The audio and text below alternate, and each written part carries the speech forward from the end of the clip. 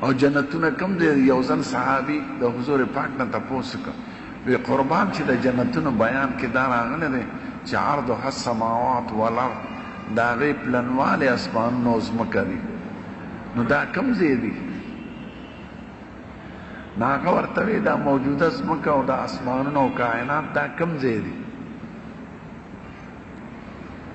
د خدای په حکم ولاړ دي دغه شان عرش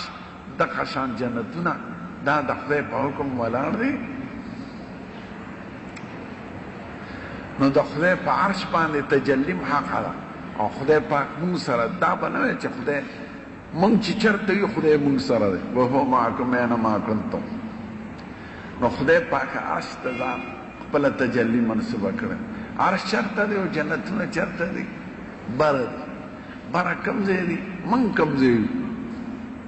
دا ځمکه او د اسمانونه که دا ته په تصور کې راغونډ کړې نو دا کم ځای پراته دي مونږ په څه کې یو د خدای په حکم ولاړ دغه کائنات چې څنګه د خدای په حکم ولاړ دي دغه شان عرش معلی او جنتونه هم د خدای په حکم ولاړ دي هغه په دې کائناتو کې نه ځایږي